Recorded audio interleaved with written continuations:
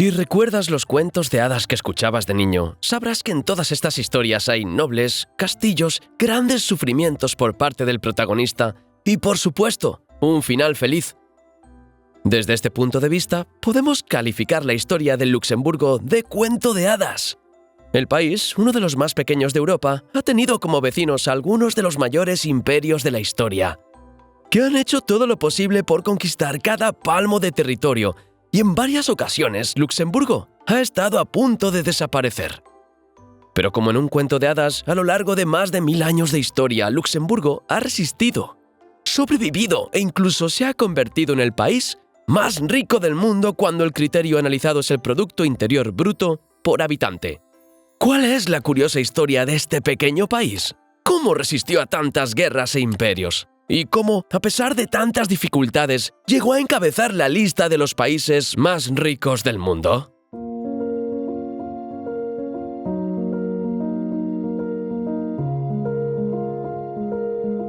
Como todo buen cuento de hadas, la historia de Luxemburgo comienza en un castillo, o mejor dicho, con la compra de uno. Aunque existen pruebas de que la región está habitada desde hace al menos 5000 años y que perteneció al Imperio Romano, la historia de Luxemburgo comienza oficialmente en el año 963. Fue en ese año cuando un noble llamado Sigfrido, que ostentaba el título de conde de las Ardenas, adquirió un pequeño castillo construido a orillas del río Alzette. En esa época, la región estaba controlada por el Sacro Imperio Romano Germánico y las tierras adquiridas por Sigfrido recibieron el título de condado, que equivalía a ser una ciudad, pero comandada por un conde. El nombre Condado de Luxemburgo se inspiró en el del castillo, que se llamaba Luxemburg y significaba pequeña fortaleza. En las décadas y siglos siguientes, los descendientes de Sigfrido consiguieron aumentar el tamaño del condado mediante matrimonios y conquistas, lo que llevó a Luxemburgo a tener una superficie de 10.000 kilómetros cuadrados. Además del territorio, los herederos de la Casa de Luxemburgo también aumentaron su influencia, hasta el punto de que en 1312 Enrique VII de Luxemburgo se convirtió en emperador del Sacro Imperio Romano Germánico. Después de él, otros 3 miembros de la Casa de Luxemburgo se convirtieron en emperadores y el condado ascendió a ducado, lo que significaba que a partir de entonces los miembros de la familia serían duques, el título más poderoso en la jerarquía del imperio, solo superado por el rey o emperador. Por el momento, todo iba muy bien para Luxemburgo, pero esta historia no podría compararse a un cuento de hadas sin una buena dosis de sufrimiento, que comenzó cuando Segismundo, que fue el último luxemburgués en ostentar el título de emperador, murió en 1437. Como la regla de sucesión determinaba que solo los hijos varones podían heredar el ducado, tras la muerte de Segismundo, Luxemburgo acabó en manos del príncipe francés Felipe III, conocido como Felipe el Bueno. A partir de entonces, el ducado de Luxemburgo estuvo en peligro de desaparecer en varias ocasiones, y su territorio fue controlado por reyes y nobles de varios países, como España, los Países Bajos y Austria. En el infierno que era Europa en aquella época, con sucesivas guerras en diversos lugares e imperios que subían y bajaban, Luxemburgo consiguió resistir valientemente, pero perdió la mayor parte de su territorio. Con la caída de Napoleón Bonaparte en 1814, Luxemburgo consiguió por fin cierta independencia después de siglos. El ducado fue elevado a la categoría de Gran Ducado, que en teoría equivale a ser un país, pero gobernado por un gran duque. En aquella ocasión, los países firmantes del Tratado de Viena entregaron Luxemburgo a Guillermo I, que era rey de los Países Bajos. ¿Podría ser este el final del capítulo de sufrimiento en la historia de Luxemburgo? Bajo el mando del rey de los Países Bajos, Luxemburgo conoció victorias y derrotas, la más amarga de las cuales fue un acuerdo firmado por el soberano que cedía gran parte del territorio a Bélgica, donde hoy se encuentra una provincia con el mismo nombre que el Gran Ducado. En el terreno de las victorias, Guillermo II, que heredó Luxemburgo de su padre, firmó un acuerdo de unión aduanera entre el pequeño país y los estados alemanes. El acuerdo, llamado Zollverein en alemán, creó una zona de libre comercio entre Luxemburgo y todos los estados que formaban la Confederación Germánica. La integración permitió a Luxemburgo iniciar la transición de una economía esencialmente agrícola a una industrial. Incluso con su pequeño tamaño, el Gran Ducado siguió atrayendo el interés de otras naciones y en 1866 el país fue protagonista de una crisis que estuvo a punto de convertirse en guerra y que podría haber acabado con Luxemburgo para siempre. El descubrimiento de que el emperador francés Napoleón III estaba negociando la compra de Luxemburgo con el rey Guillermo III de Holanda enfureció a Prusia, que estuvo a punto de declarar la guerra a Francia. La disputa se resolvió con la firma de un acuerdo en Londres en 1867, que concedía a Luxemburgo plena independencia e imponía al país la obligación de permanecer neutral en futuros conflictos. A pesar de la continuidad del rey de los Países Bajos como Gran Duque de Luxemburgo, tras este tratado, la población local comenzó a votar para elegir un parlamento y el país se convirtió en una monarquía parlamentaria. Décadas más tarde, en 1890, se rompió el último vínculo entre ambas naciones al morir el rey Guillermo III, sin herederos varones. En virtud de las normas establecidas, Adolfo de Nassau, que no estaba en la línea de sucesión de los Países Bajos, fue nombrado Gran Duque de Luxemburgo e inició una nueva dinastía, que sigue ostentando el cargo en la actualidad, lo que convierte a Luxemburgo en el único país del mundo gobernado por un Gran Duque. Casi 1000 años después de la fundación del Condado de Luxemburgo, tras tantos altibajos, ser ocupado por varios países y perder el 75% de su territorio, el Gran Ducado dio sus primeros pasos como país plenamente independiente. Y el comienzo, como suele ocurrir, fue muy difícil. A pesar de la modernización iniciada con la unión aduanera con Alemania, el país siguió siendo esencialmente rural, y las condiciones de vida eran duras, hasta el punto de que 1 de cada 3 luxemburgueses optaron por abandonar el país. Curiosamente, la proximidad a países más grandes y ambiciosos, que a veces casi hizo desaparecer a Luxemburgo, fue lo que permitió al país crecer económicamente en sus primeros años. Situado entre Alemania, Bélgica y Francia, el Gran Ducado se ha convertido en un importante punto de interconexión entre las economías de estos países. Tras convertir una desventaja en una ventaja, Luxemburgo supo sacar partido de un recurso cada vez más necesario tras la Revolución Industrial: el acero. A pesar de su pequeño tamaño, el país contaba con grandes reservas de mineral de hierro, y tras dominar las técnicas de producción, se convirtió en un auténtico gigante del sector siderúrgico, hasta el punto de que en 1914 figuraba entre los 6 mayores productores de acero del mundo. Para un país pequeño y recién creado, fue un comienzo excelente, pero al estilo de los cuentos de hadas, todo cambió muy rápidamente. En 1914 estalló la Primera Guerra Mundial y Alemania ignoró por completo la neutralidad acordada décadas antes e invadió Luxemburgo. La ocupación alemana duró 4 años y además de destruir parte del territorio y acabar con la economía local, puso de nuevo en peligro la existencia de Luxemburgo.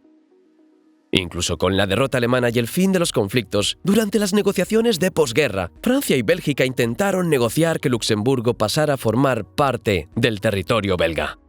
Por suerte, el acuerdo no salió adelante y Luxemburgo siguió siendo un país independiente, recuperando poco a poco su estatus de antes de la guerra. En los años siguientes, la producción de acero siguió siendo la principal actividad económica del país, que empezó a confiar en la asociación e integración con otros países como forma de seguir existiendo y prosperando. Luxemburgo ingresó en la Sociedad de Naciones en 1920 y firmó un acuerdo de unión económica con Bélgica al año siguiente. Una vez más, todo iba sobre ruedas, hasta que el 10 de mayo de 1940, Alemania invadió el país y amenazó de nuevo la existencia de Luxemburgo. Inicialmente, el territorio se utilizó como paso para que las tropas alemanas atacaran Francia, pero la intención de Hitler siempre fue convertir el Gran Ducado en parte de Alemania. Afortunadamente para Luxemburgo y para el mundo, Hitler fue derrotado y tras 4 años las tropas aliadas liberaron el país. Y parece que por fin ha llegado el momento del final feliz de este cuento de hadas.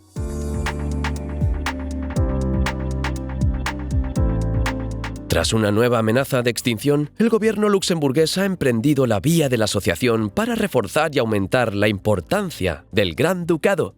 Poco después de la Segunda Guerra Mundial, el país firmó un acuerdo económico con Bélgica y Holanda que se conoció como Benelux.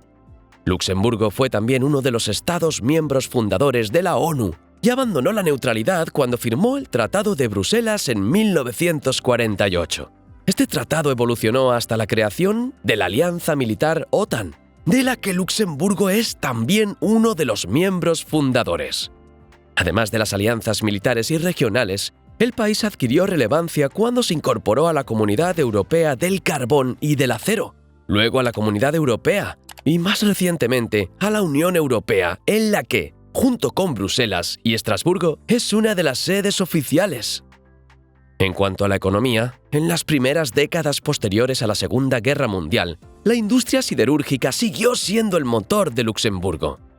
En febrero de 1963, la revista Le Monde Diplomatique publicó un amplio reportaje sobre la siderurgia luxemburguesa, responsable de las 3/4 partes de toda la riqueza producida en el país y de hasta el 90% de las exportaciones.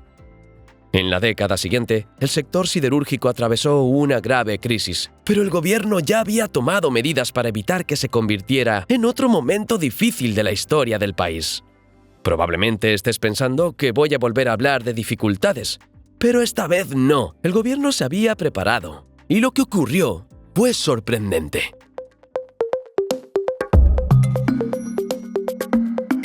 Antes de la crisis del acero, que podría haber devastado el país, el gobierno empezó a adoptar medidas para impulsar el sector financiero, copiando medidas que ya habían adoptado otros países como Suiza, Liechtenstein y Mónaco. Luxemburgo redujo los impuestos e implantó un estricto secreto bancario.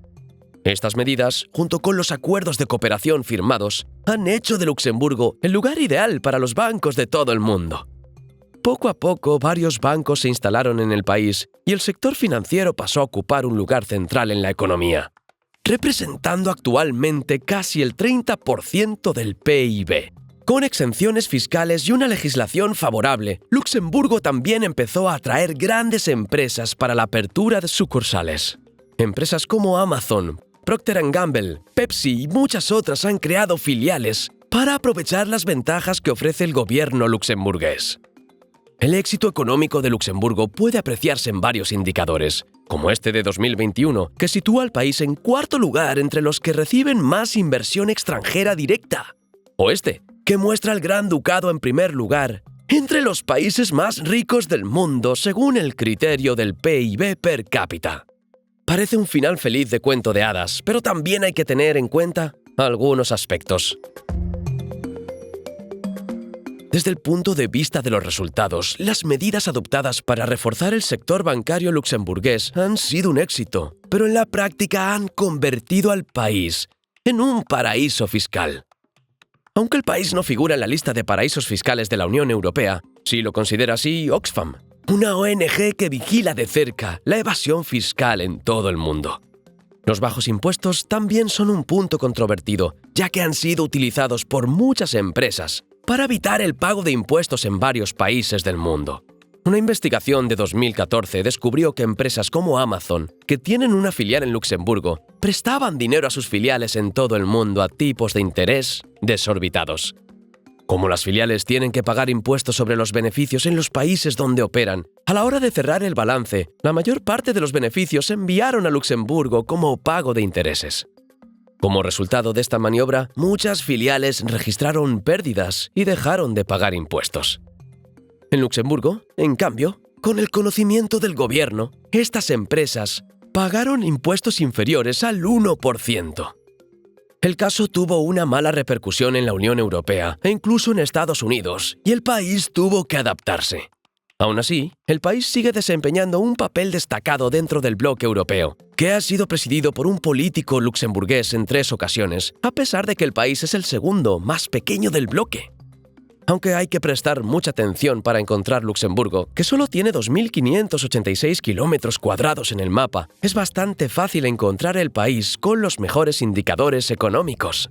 Un verdadero cuento de hadas, que hasta ahora tiene un final feliz. Si te gustó este vídeo, seguro que te gustará este otro sobre cómo el Reino Unido está cada día más pobre. Simplemente haz clic. Gracias a todos los que nos habéis acompañado hasta aquí. Abrazos y hasta el próximo vídeo.